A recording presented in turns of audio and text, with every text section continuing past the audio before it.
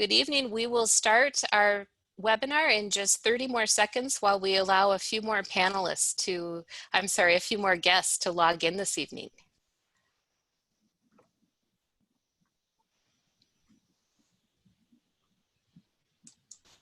Lost it.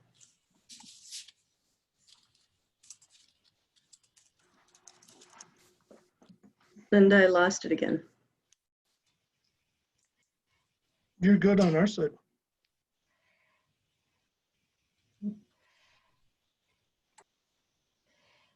And if you, some of our guests may hear some of our panelists talking while they're getting logged on. So we're going to go ahead and get started, I think. All right.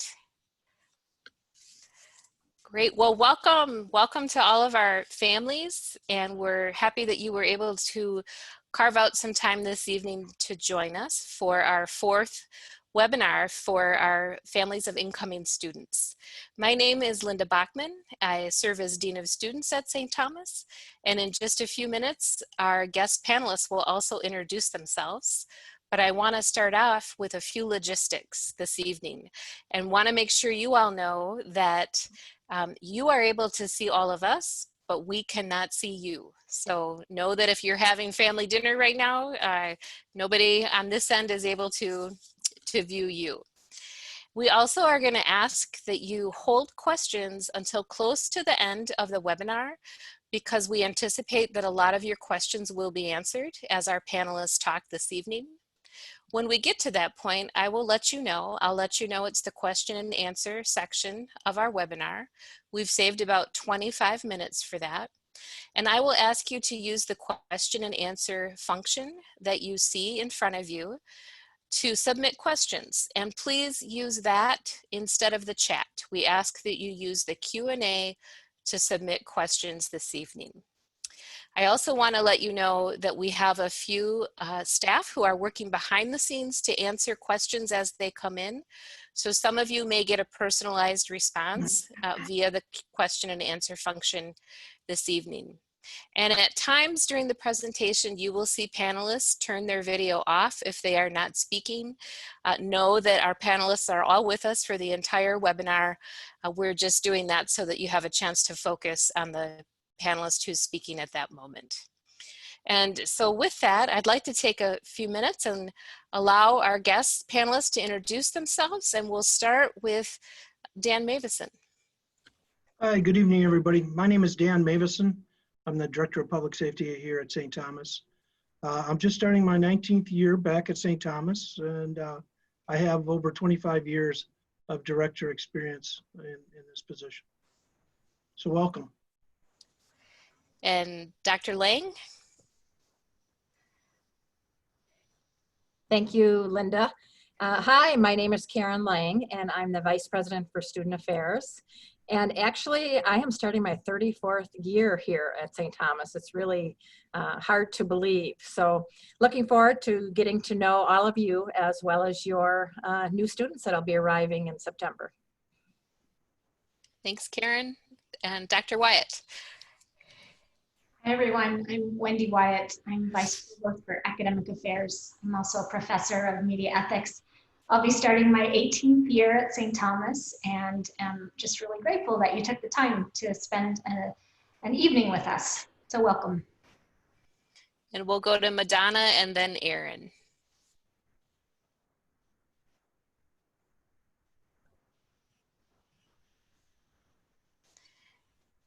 While Madonna's getting her sound, oh, there she goes. Go ahead. There we go. Okay. Good evening. Hi, I'm Madonna McDermott. I'm the Executive Director for the Center for Wellbeing, and I'm really excited to get to meet your students as they come to campus. And I've been at St. Thomas 20 years, so welcome. Hello, everyone. Aaron Mackey. I am the Associate Dean of Students and Director of Residence Life. I had an opportunity to speak with you a few days ago as part of the Residence Life webinar as well. I'm a Tommy. Dan and I both went to school here, and I've held a variety of different roles here on campus now for a little over 20 years. So welcome, and thanks for being with us. Thanks, Aaron. So you have a panel of people with a lot of experience at the University of St. Thomas, and we're going to start this evening with Dan Mavison, our Director of Public Safety. The rest of us are going to turn our cameras off while Dan is presenting. Thanks, Linda. And thank you all for being here tonight. I had the opportunity to introduce myself, but I also want to take this opportunity to introduce the public safety team to you as well. We are a very professional and experienced department. My senior staff has well over 100 years of campus and regular law enforcement experience. We pride ourselves on being a very professional and well-trained department. We are continually upgrading our services and working towards a premier department for you. So on the next screen, Andrew, you'll see the public safety staff 7 days a week. We are open 24 hours a day. We are here when it's snowing out. We're here on the holidays. We are here when nobody else is around. Your sons and daughters will always be able to reach us. Our dispatch center never closes. We are a service department. We did about 24,900 service calls last year. So your sons and daughters will have contact with us. I want to make sure you all know that our response is based on care and safety. That's how we approach all incidents. We are not responsible for the enforcement of any laws, ordinance, or rules on the campus. We are here to make the situation safe, put everybody to bed, if you will, write up the incident and forward it on to the Dean of Students offices or Residence Life for dealing with it. You'll see on there on the screen, there are two numbers I want to draw your attention to. One is the general number of public safety. I mentioned that a minute ago. Your sons and daughters, I recommend you having a conversation that they program these two numbers into their phone. Excuse me. The first one, as I mentioned before, just by the sheer volume of calls that we receive, we do know that they will be contacting us. We are their after hours access, we're their after hours question, we're their after hours service area for the campus. That number is also the number they reach us for escorts. Escorts are very important. They are a priority call for us at the university. Obviously, they're there for men and women 24 hours a day. We will not turn down an escort. I will tell you that given the staff responsibilities to other calls, it may take a moment for us to get to you, but we will get to that call. I'd also like to recommend or remind parents that escorts are very important to us. However, they're not really designed to be an escort service for students when their hair is wet, it's cold outside, and they're late for class. So we try to balance that a little bit, but we will respond to all of them. The next line you'll see is public safety is also responsible for contacting you if the care of your student is in jeopardy. We will be the ones that reach out to you. Public safety is also responsible for documenting all the crimes that occur on campus and off campus.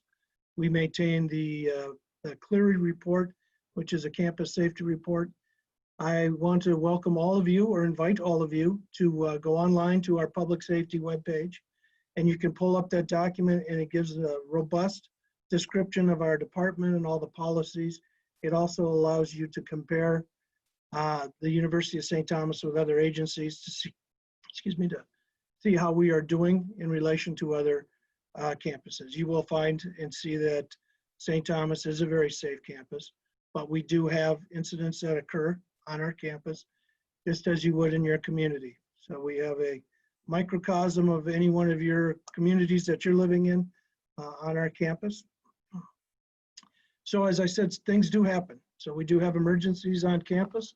We work very hard with the EMS units, the St. Paul Police Department, Minneapolis Police, Fire, Rescue, Disaster Control to train with and prepare ourselves to respond to calls.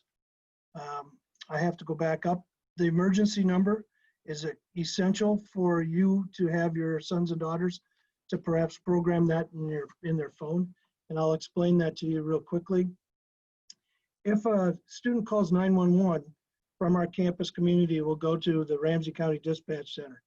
The dispatch center will take that information, but they will call us back immediately and indicate that there's a 911 call from our campus. We have a system in place that we meet the responding emergency services while we also go to the incident. So in a medical case, if they're calling the 555 number, they could save minutes of response time, which could be critical. And again, I will never tell them not to call 911.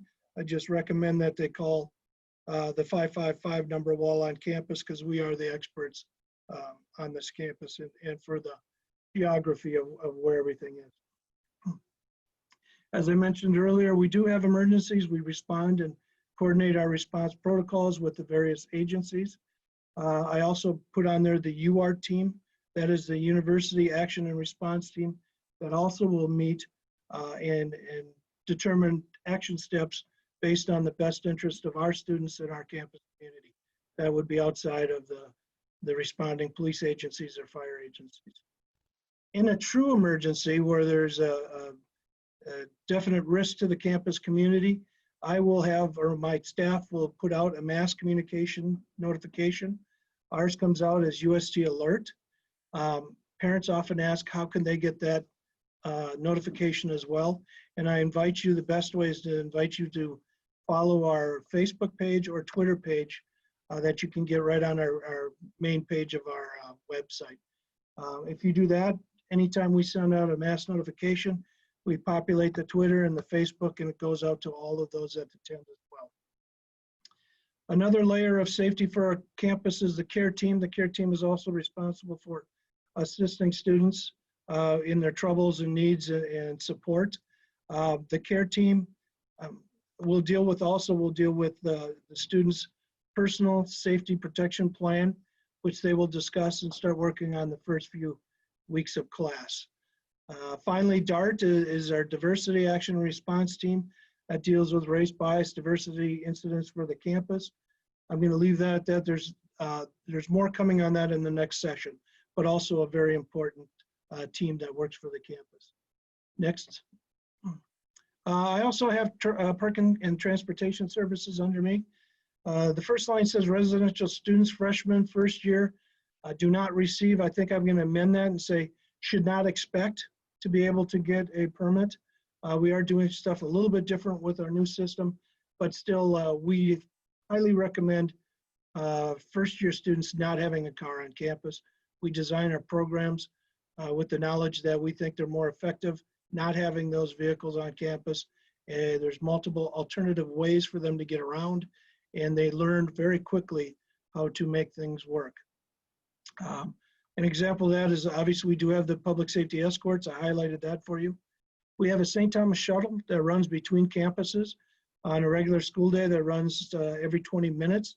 That St. Thomas shuttle drops you off in Minneapolis. Our Minneapolis campus is directly across the street from the Target headquarters, which has a huge Target store on the first level. So very convenient. You might have seen or can see the nice rides in Minnesota around our campus. We do still have an hour car available. I put this on there on bikes every year, and I talk to the parents and I say, you know, we welcome bikes, but if you're gonna bring a bike, please bring the least expensive bike you can bring and the most expensive lock. Bike theft is a national problem. We are not immune to it. I hate taking reports when very expensive bikes get taken away. So please, inexpensive bike, very expensive lock. We obviously endorse walking. We have Metro bus passes. We use taxi vouchers, which are actually Lyft and Uber at this point, but we're capable of doing that. And then again, emergency services for your sons and daughters are also done by public safety. Next. Last thing I want to touch on is our neighborhood. In our neighborhood, our students are all very well aware of tension that kind of is between our neighbors and our students. We have a beautiful neighborhood. Our students are very much engaged in it, but there are times when we tend to rub the neighbors wrong by parties or actions or activities that are taking place. So I want to bring this forward to you. Students are accountable for their behavior by the Dean of Students Office, St. Paul Police, and Public Safety. while they're in the neighborhood. I'm going to come back to social hosts. Some of our problems are large groups walking from place to place. That turns into a party, that turns into a large group and gathering. Noise draws attention. Attention draws complaints. St. Paul Police will respond. They have a very specific team of response people for weekends where they bring what we call ZAP on. ZAP is Zero Alcohol Provider. It's a program that goes into parties. It doesn't necessarily have to be just college, but parties itself. And they will separate people from of age and underage. Left side, if you're of age, you get PBT'd and left to go. Underage, you get PBT'd and cited for your underage citation. And then more importantly, the students that are hosting the party or the people that are hosting the party can then be held accountable for a social host ordinance. This actually has a lot of teeth. It's a serious incident. There's a lot of work that has to go through dealing with that and trying to mitigate that for long-term students. So we don't want to have that going on. This year, we are especially concerned with the COVID. We will be looking for and working on social distancing, the gatherings, the face coverings, etc. We want to have a safe campus. We know that a lot of our incidents are coming from, I should say nationally, are coming from these gatherings of college age parties. We are very concerned about that, and we will be actively pursuing having a safe campus community. So the last thing I have on there is public safety will call you at 3 a.m. if necessary. We are the individuals that will contact you and let you know that your sons and daughters are unable to care for themselves. If they are unable to care for themselves, we will call you. I notify all of you in advance of this because it's important that you pre-think this. If you have the opportunity, if you are from out of state or outstate, that you can look for and meet people within the St. Paul community that may be able to step in for you and go and pick up your sons and daughters if they're unable to stay on campus for the evening. So gives you some prep time. I will be here through this whole agenda and we'll be able to take calls at the end, questions. So back to Linda, I think. Thank you all. Thank you, Dan. And as you all heard Dan reference COVID-19, we know that COVID-19 is certainly on the minds of our families and our students as they come to St. Thomas this fall.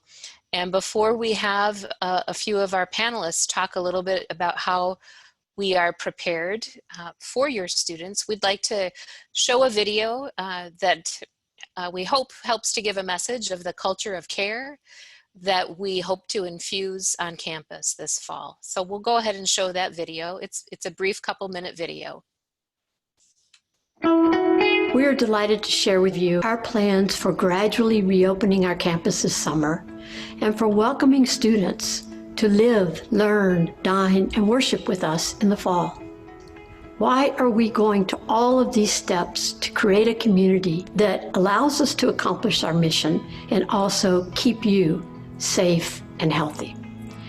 Our work depends on one another, and it depends on our ability to know and care for one another.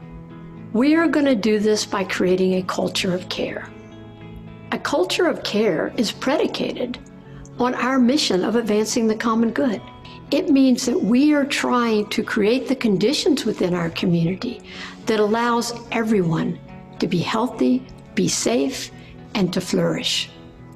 So thank you for being a part of the St. Thomas community, and thank you for helping us deliver our mission with a culture of care.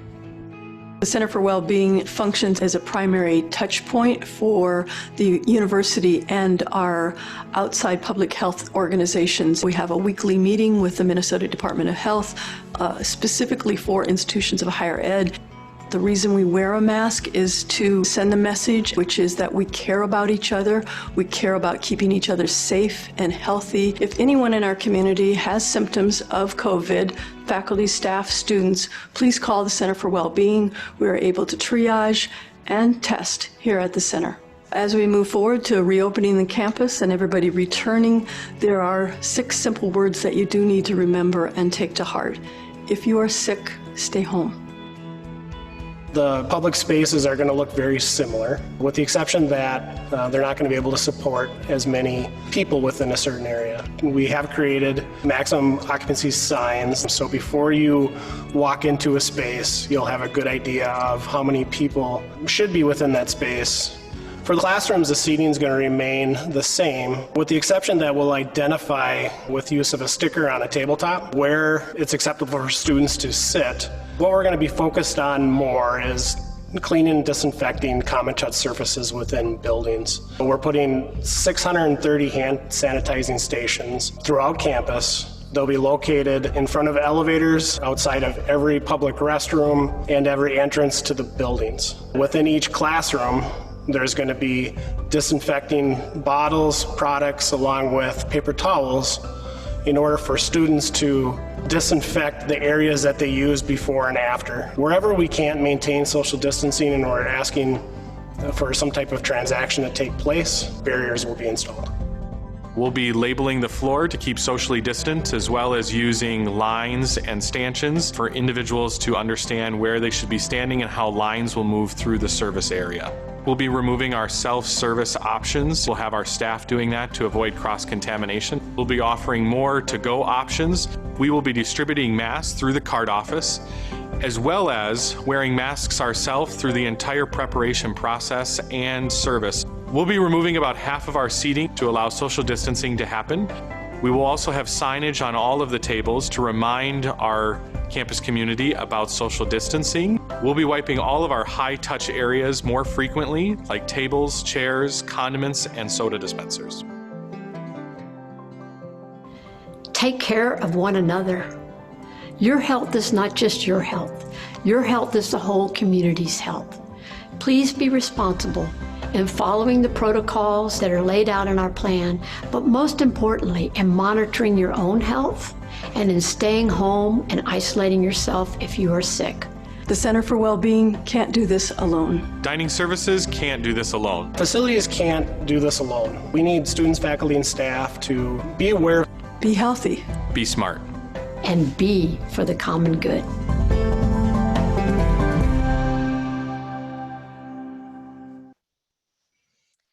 Well, we're going to take a few minutes to go a little more in depth now and let you hear more about our campus preparedness plan. And to start that conversation, we're going to have Vice President Karen Lang. Thank you, Linda. I always enjoy seeing that video. And we have another video that's out right now. You might want to look for it on our social media. It's called Life with Sully, and it's Michael Sullivan, who's our student government president. He kind of goes through the day of the life of a student, so you can you'll be able to see that. It's kind of a fun one to watch. So Dan talked a little bit about our UART team, a University Action and Response team, and Dan and I co-chair that team, and we do both proactive work and then reactive work when something happens on campus.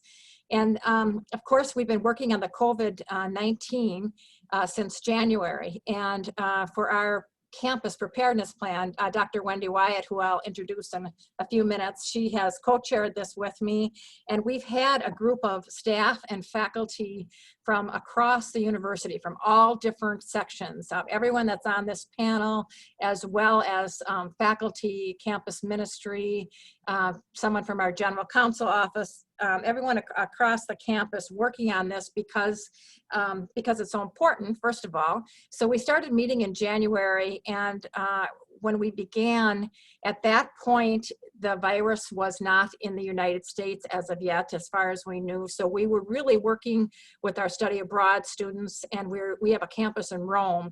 So we worked very swiftly, and we brought our students home from Rome, which was a really, really challenging and difficult decision, but it was the right one to do. And then we worked with our students once they got back here.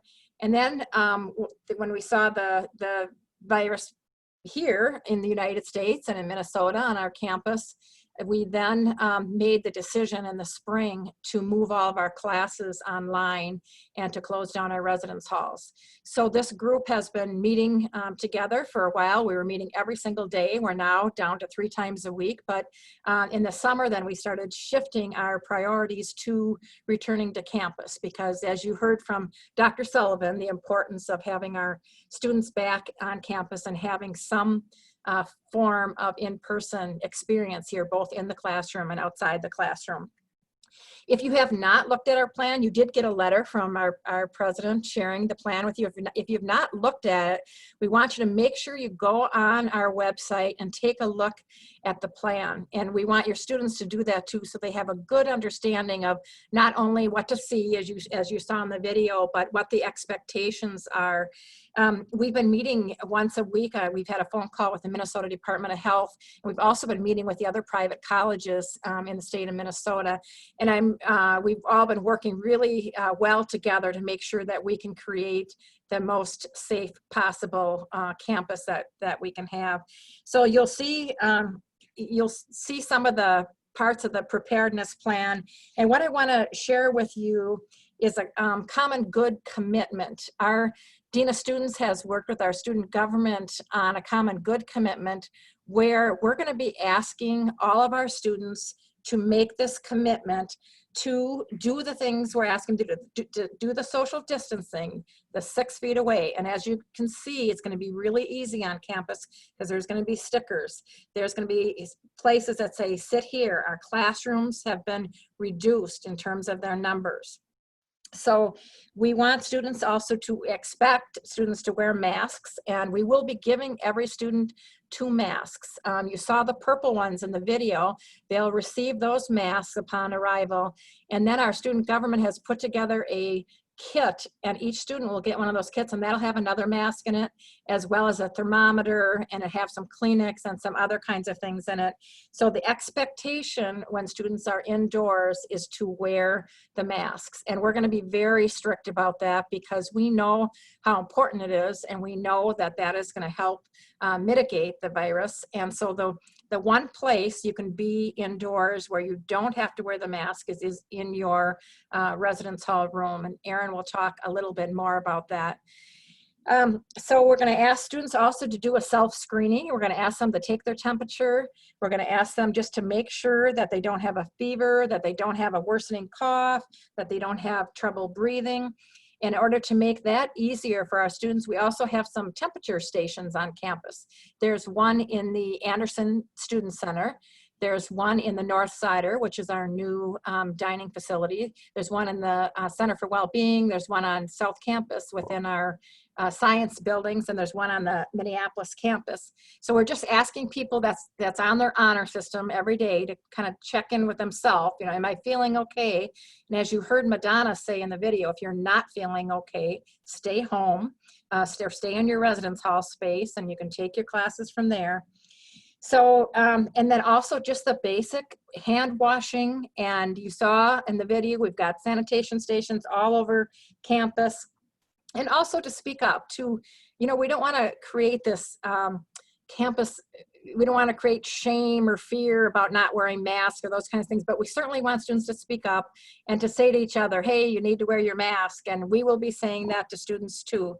If for some reason this common good commitment it's going to be online starting Friday, and if for some reason a student goes on and say, you know what, I can't commit to that. If they can't commit to that, then we're going to ask them to take all of their classes online and not come to campus, because this is so important to all of us that we remain on campus, and we want to be able to have a healthy and safe campus. So our common good commitment is something we're asking each student to do and sign, as well as our staff and our faculty. So also, Madonna's gonna talk a little bit. We have created some space for quarantine and isolation, and Madonna's gonna talk a little bit about that. But we are doing everything we can to be able to prepare our campus to have the best semester and year that we can have. We're excited that your students are gonna be here. We're excited to get to know them, and we're gonna do this in the healthiest way possible. So now I'm going to introduce my colleague, Dr. Wendy Wyatt, who's been working really hard on the classrooms and preparing, working with faculty to prepare classrooms for all of our students. So Wendy? Thanks, Karen. Hi, everyone. Again, I work with our deans, our faculty, and our academic staff to support St. Thomas academic experiences. So this evening, I want to spend just a few minutes talking about how we're planning for enriching course experiences while also striving to keep our students and our faculty healthy and safe. So this fall, we'll be offering 3,100 sections of courses taught by more than 800 faculty members. And as you might imagine, every section is unique. So planning for fall courses has been a fabulous, or maybe fabulously challenging jigsaw puzzle. Decisions on what classes will look like for the fall have been based primarily on 3 factors. First, the health of our faculty and students. We need to protect everyone, including those who are members of high-risk groups. Second, what our physical spaces will allow. So we've calculated what we call the common good occupancies for every classroom and lab, which will allow for social distancing. And then third, what kinds of pedagogies or the methods and practices of teaching work best for different classes. So those 3 criteria led us to 3 basic types of classes for fall. And all of your students will be having individual conversations with an academic counselor or a faculty member to talk through their schedules. But the first kind of class is a fully in-person class. So that's where all students attend every session in a physical classroom. Secondly, and this is where we're really seeing the bulk of our classes, is mixed mode classes. So those are a combination of both in-person and online experiences. And then the third type is online classes. I do want to make a quick note about online experiences. Most of them at the undergraduate level are real-time experiences. A faculty member meeting with students over a platform like Zoom during a scheduled class period. So what I've learned in talking with families is that it's a little bit different than how many people have imagined online learning in the past. So what will our students experience in our physical classrooms? First, less density. On average, our common good occupancy is classrooms of about half of what a normal classroom would allow. Masks or face shields worn by everyone. And we've been practicing, and we're happy to report that it does in fact work. New technologies in all 300 of our classrooms. So these technologies have recording capabilities, simulcasting capabilities, virtual chalkboards that make it easy for students to see whether they're in person or participating online, cleaning supplies outside every room. And what we're hoping to see is lots of healthy people attending our in-person class sessions. This is the time, as Madonna said in the video, to stay home if you're sick. In our virtual classrooms, as I mentioned, many of these are real-time classes, so it will be important for students to have a computer and a good internet connection. This is really going to be a key tool. I recommend a laptop. I've been working exclusively on a laptop since March because being mobile will be very helpful for most students who will have a combination of different types of classes. If getting set up with a computer and internet access will provide a financial hardship, our Dean of Students can work with your student on options. We will have some shared computers on campus, but from a health and safety perspective, we're trying to limit those. So students having their own laptop is really the best option. All of our courses will be organized on Canvas, which is a sophisticated learning management tool that our students really love. And then finally, we are identifying spaces on campus where our students can go to do their online coursework if they can't get home or back to their residence halls after an in-person course. I'm going to wrap up with just 6 quick tips for success during COVID days. First, I encourage students to approach every class with a good attitude, whatever the format. I have been witness to the efforts of our faculty this summer to prepare for teaching in all of these formats and to prepare for possibly making a change if conditions require. And they are working incredibly hard to give our students a good experience. Our faculty, like no other faculty I've ever seen, care deeply about our students and their education. And so I feel really confident that if your students are invested, they will have a good experience. My second tip is that I encourage students to get organized. Everyone is going to have to rely on a calendar this fall to see where they need to be when. Faculty, staff, students. Students will not get away with avoiding things like email, which they have tried to do in the past.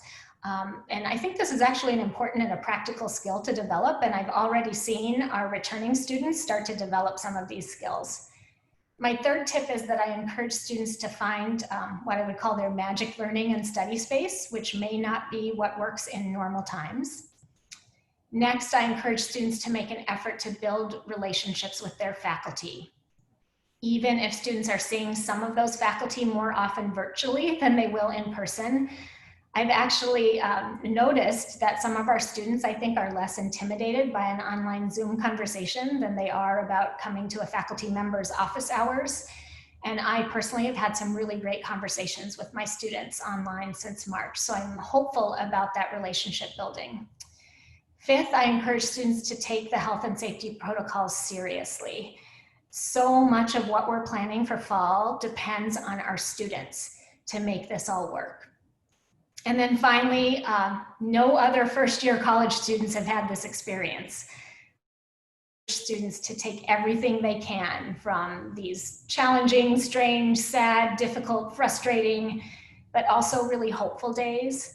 I think the fact that we can all be here doing this is such a gift, and there are definitely things to learn and insights to be gained. So thanks for your time. I would now like to introduce Madonna McDermott, who's our Executive Director of Health and Wellness. Thanks, Dr. Wyatt. I appreciate that. And again, welcome everyone. I'm going to probably go through this a little bit quickly because we want to have lots of time left for question and answer. And I'm going to get down to the nitty-gritty of what happens if your son, daughter, or the student becomes ill. And about quarantine and isolation and just what we're doing, a little bit more detail about the coronavirus. As Dr. Lang mentioned, we've worked for many, many months preparing for this, and throughout the summer, the health services, which is the medical clinic, has remained open, as has our counseling services. So we've already been doing testing and working really closely with Minnesota Department of Health. We've developed a contact tracing team. This team of individuals will be the ones that we consult with once there is an identified positive individual or a student, and they will follow up with that student and move them quickly into isolation. If it's an on-campus residence, we have identified areas where people can be isolated. So the contact tracing team then identifies those folks, those other students that have met a certain criteria, which is spend more than 15 minutes within 6 feet of that individual who had tested positive. Those folks, those students, will need to quarantine. Our first ask is those folks that have been identified that they go home. We know that it'll be 2 weeks, and there is accommodations that'll be made based on their housing if it's an on-campus residence, as well as their food service refund for those 2 weeks. So we'll be working with those folks. If for whatever reason a student cannot go home, we'll be working with those students about accommodations on campus, but the first choice is for them to go home. We know that they will be cared for by a parent or a guardian much better than any of us could help assist care for them.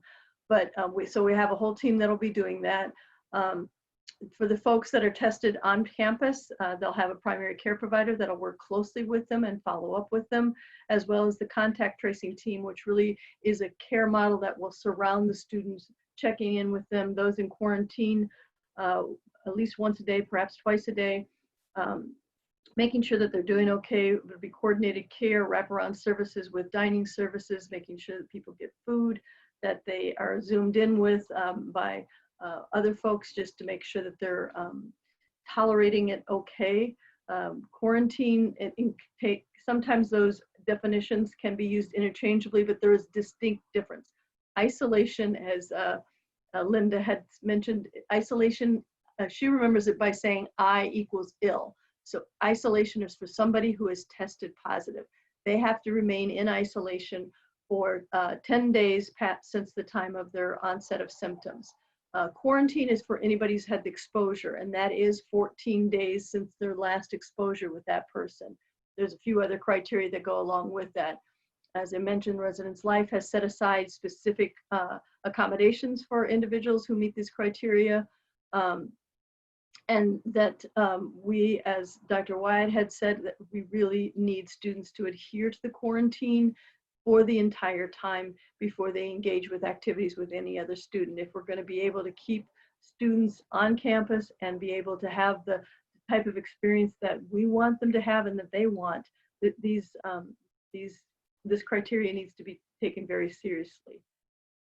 Next slide. These are just some of the kind of the media. We do a lot of social media posting, as well as lots of signage around the campus that you'll see, as Dr. Lang mentioned too, tips on staying healthy. Next slide. Also a lot about coping with stress. We know that for developmentally this age group are supposed to be engaging with other people, and for them to be isolated and to be socially distant is very challenging. It's not where they are meant to be developmentally. So it does cause a lot of stress and anxiety that maybe you've seen this summer with your student.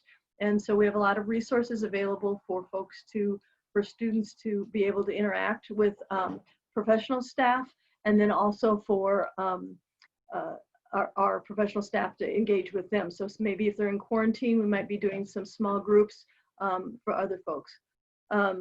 As I mentioned, the social distancing can add some emotional stress. We have some online tools as well. All of our counselors are seeing folks online as well, or through Zoom. I also want to acknowledge that in addition to COVID, we also have the additional stress that's happened, especially in Minnesota, but across the country and across the world after the murder of George Floyd. And that for our students of color, this can be especially a difficult and challenging time. And that we do have multicultural specialists available for therapy. And that we want to make sure that students of color can reach out to us and us to them to support them in any way that we can. Next slide. Just lastly is that I wanted to make sure that everybody know that we're open and that the Center for Wellbeing is an acute care clinic. We are focusing our care this fall almost on acute care and care around COVID. So we've designed our model to make sure that students can get in, get tested quickly, even to where we send the specimens to. We're using the University of Minnesota Mayo Laboratory so that the turnaround time is much quicker. And every day we are doing things to try to expedite our model of care and delivery of care so that students can be tested quickly. We get the responses back quickly, get the contact tracing and Minnesota Department of Health involved at early onset. And I'll be looking forward to your questions at the end of this segment. So I'm going to turn it back over to Linda. Thank you. Thanks so much, Madonna. And our last panelist, many of you have already seen on a webinar already. That's Dr. Erin Mackey, our Associate Dean and Director of Res Life. So we're going to let Erin share a couple of thoughts this evening. Sure. Thanks, Linda. And hello again, everyone. And I know that we had some opportunity already to share some information about Residence Life, but I do want to highlight a few key pieces as it relates to this particular topic area. A reminder again that we have a live-in team of Residence Life professionals, community directors and hall directors. These are professional staff members living in the halls with your students, along with over 80 student leaders that we call RAs, or resident advisors, living in the halls. And this is significant for us. It's presence, it's role modeling, it's reinforcement, it's accountability. They provide engagement and learning. They partner very closely with public safety and Dan's team that you heard from earlier around rounds and duty. And again, that concept of 24/7, nights, weekends, holidays, we are here, we are present with your students in the residence halls.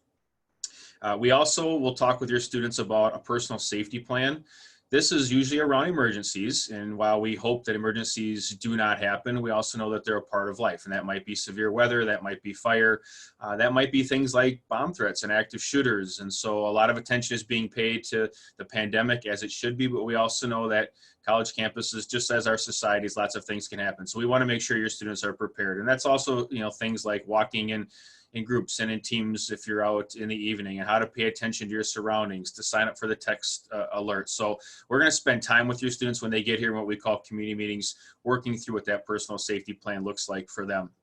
We, of course, will be doing a lot of work around COVID-19 preparedness. You've heard all about it, and everything that you've heard here on this webinar is happening within the residence hall. So we have hand sanitizing stations, we have cleaning stations, we will have signage all over, directing and stickers all over.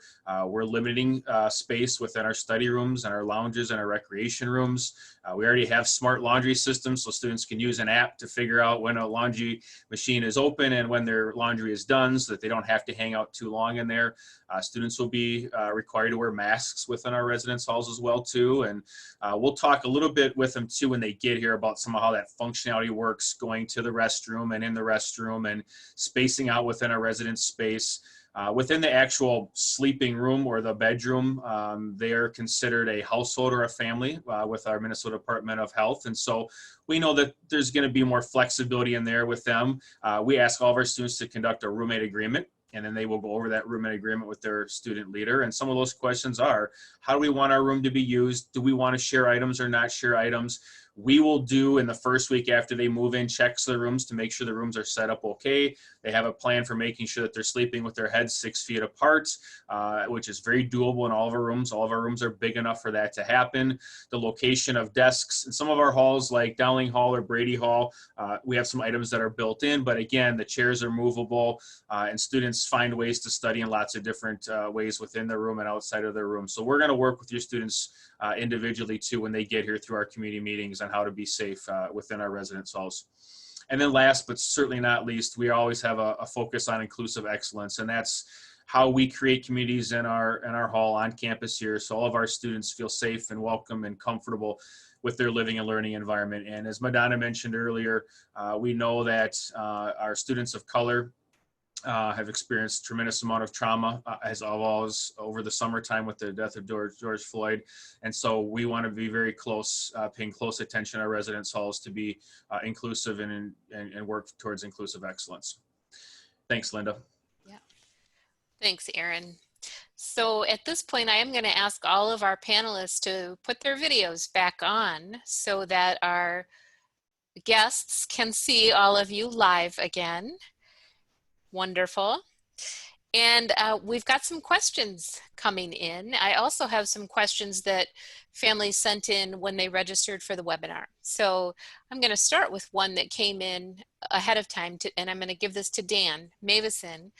And Dan, the question is around what protective measures are students allowed to have with them on campus? And the example that was given was mace. But I think it's a good time to address that, as well as what our policy is on weapons. Thank you. We do have a no weapons policy on campus, and weapons refers to anything from a knife that's over a 3-inch blade to a projectile to a bow and arrow to handguns to propellants. Mace over the counter is something that can be used. It can be on their key rings and stuff like that. They can also have the loud noise sirens, if you will. Those are also legal. What they cannot have is law enforcement grade or military grade chemical agents. I think that's fairly clear, but if that did not answer your question, please let me know. Great, thanks, Dan. And I'm gonna move to a couple of questions that have been coming in. One question is, Madonna, you stated students will receive a kit that contains a thermometer. Should students bring thermometers to campus? That's a good question. I would encourage that they also bring their own thermometer. You know, there are different grades and qualities, and if one doesn't work, then you'd have a backup one. So even though one will be included in the package, I would encourage them to bring another one along as well. Great. And I think, Madonna, as long as we have you here, there's a question about flu shots in the fall. And do we anticipate offering those for students? Yeah, another good question. We want to make sure that we are really robust in our delivery of flu clinic vaccinations this fall. We've ordered more flu than we have in the previous years, and we've already completed our planning for that. So we'll have at least 10 flu clinic outreach days around the campus starting in mid-September. We want to make sure that students get their flu shot. It will help in differentiation. If somebody does become ill, it'll help us to know that they've had a flu shot, but it'll also help protect them from getting 2 illnesses at the same time. To get COVID and influenza at the same time could be not good news. So we want to make sure students have every chance to get vaccinated. Great. And I promise panelists there's questions that will come to you, but for now there's a few focused towards Madonna. And this one is, how will quarantine be used with 2 roommates? So if one has been exposed and the other has not, will the exposed person go to a separate room? This is a person who can't come get their student. The student lives out of state. Yes, and so the answer to that is yes, that the person who's been identified as having the exposure will be moved to a quarantine site if they are not able to go home. And Erin, you can jump in anytime if you have things to add. Thanks. All right, Karen, I'm going to direct this one to you. This is a question related to our commuter students. And the question is if we can elaborate on where there are going to be study spaces for our commuter students. Sure. So we have what we call off-campus student services, which is a great space for our commuter students to just kind of check in, and we have some computers there. But we also, in the Anderson Student Center, we're going to have plenty of space where students can come check out a room so they can use that as study space. There's also a lot of space in the library. And my colleague Wendy, we're working on space across campus. If there's any classrooms that aren't currently being used for a class, students will be able to use that space as study space. So I actually had a phone call from a parent today, and she said to me, I read your whole preparedness plan, but what I couldn't find was study space for my son, her son is a sophomore. And I said, because we're working on it right now, and we will put that on our preparedness plan website, and we'll also get that out to students. Thanks, Karen. This question, I think Dan Mavison will want to comment on first, and Karen, you may have a follow-up to this, but we've had a couple questions asking if there are safety concerns or protocols that students need to be aware of related to the protesting that has occurred nearby campus in the past months. Well, right now, we obviously prepared for and dealt with the protests that took place during the civil unrest area. We'll continue to do that. We do have policies on demonstrations and protests for our campus. We do work very closely with our local law enforcement officials, so we have knowledge of what's taking place around our campus as well. So there would be a lot of preparation and a lot of work on into any kind of demonstration that takes place. Do we expect some types of demonstrations and incidents?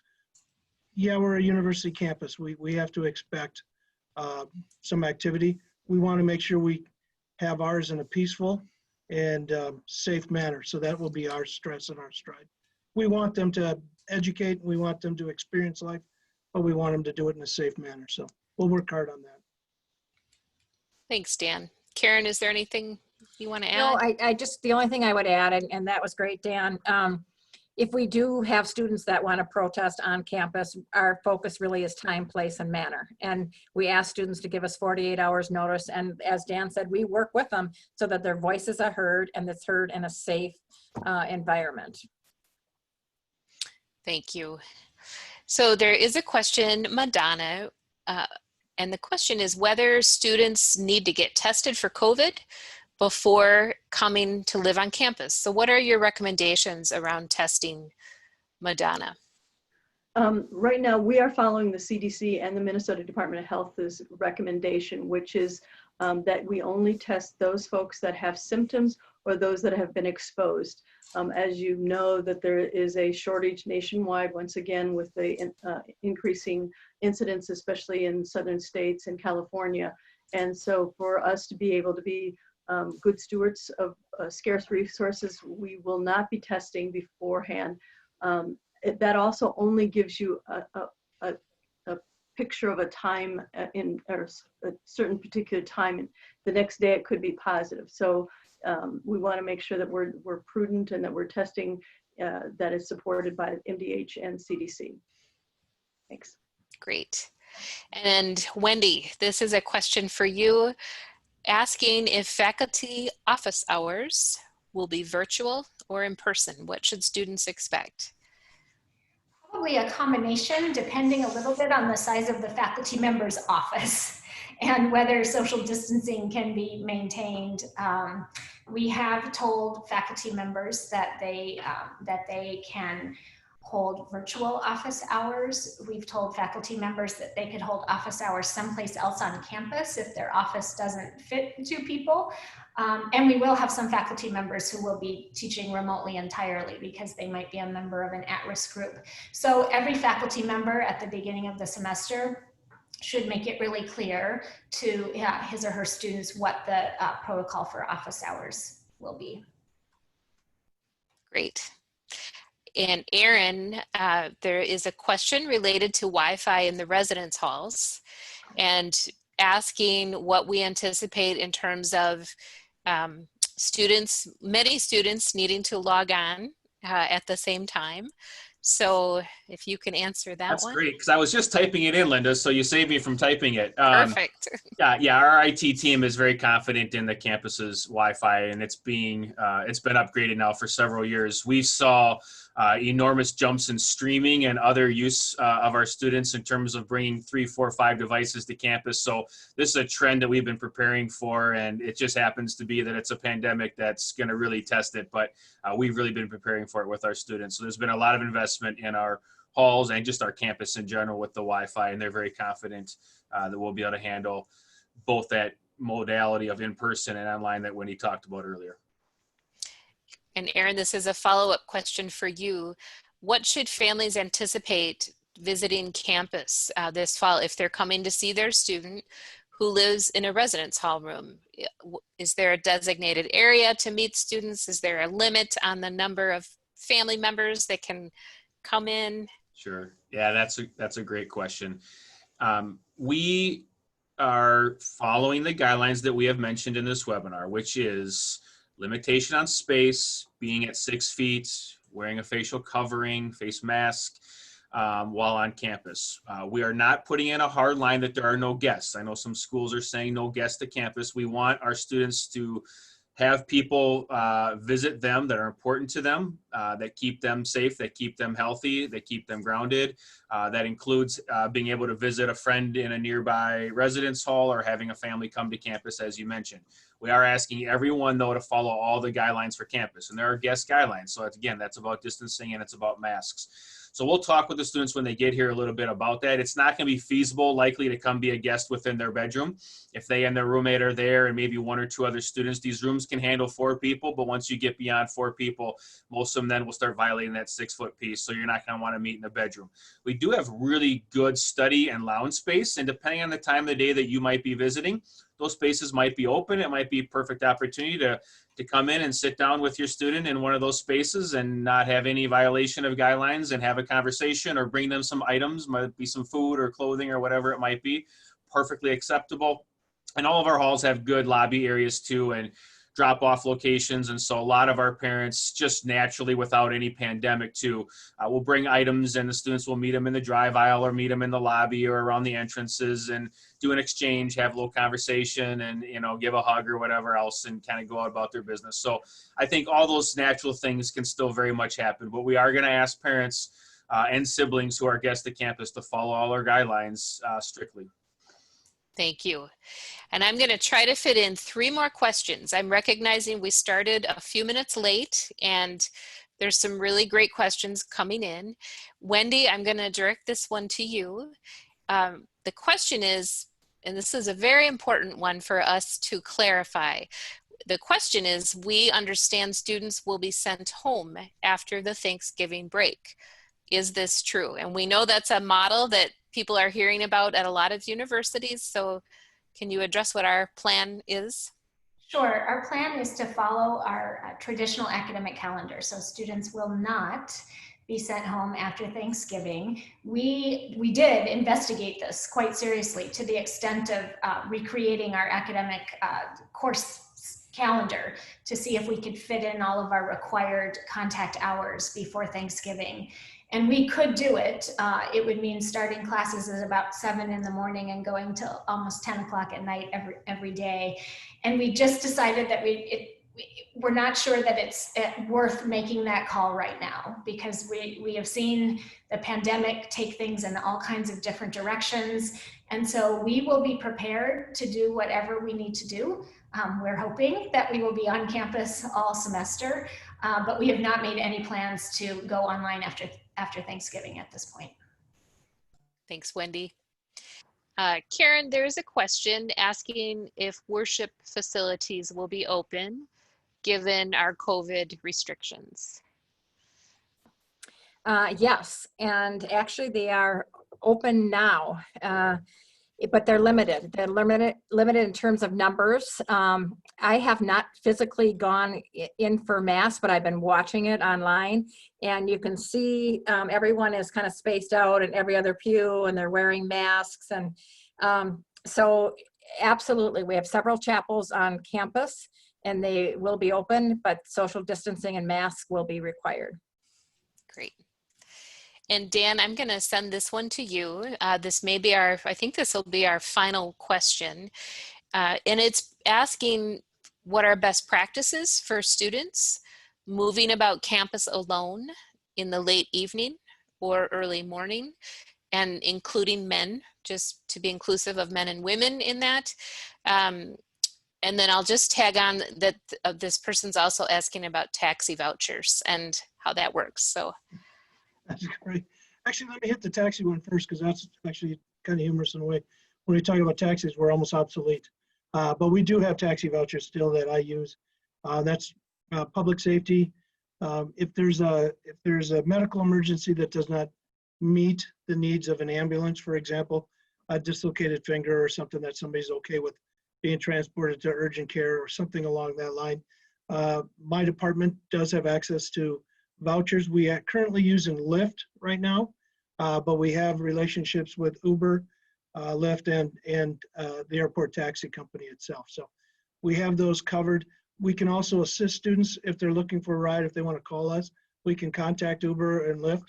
However, they're very adept at their apps, and that's right now they get around very, very well on utilizing that. Evening walking. There's obviously some safe zones and not safe zones. Common sense has to drive that. Your sixth sense needs to be a part of that. We always recommend you being in a group. If that's not available, somebody has a plan or knows where you're going to go or what your timing would be for it. It's preparing to go to the library or to OEC as well. And obviously we do have escorts that operate throughout the entire day. Most of the time, students will end up walking with individuals. One of the questions often is, what if my son or daughter is driving there and needs to park in the neighborhood? Can you escort us in? Yes, you simply call us with your cell phone. We'll meet you there and we'll walk you back or escort you back in our vehicle to the campus. Those are all available for you. thanks a lot, Dan.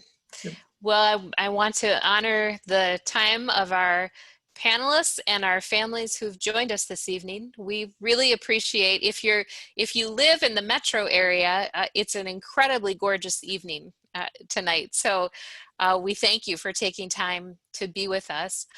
I want to remind you this webinar is recorded and will be able to be found on our family orientation page, along with all of our other webinar recordings.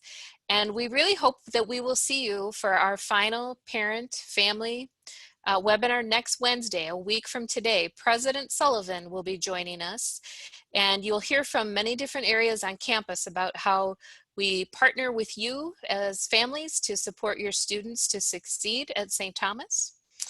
We have some contact information on an end slide here. We got to most of the questions. So if by chance that you're leaving tonight with a question still lingering, I really want to encourage you to reach out to any of the departments that you see on the slide, and we will be sure to respond to you and answer your questions. So thanks again to our panelists for joining us tonight, and we hope you all have a wonderful rest of your evening. Thank you.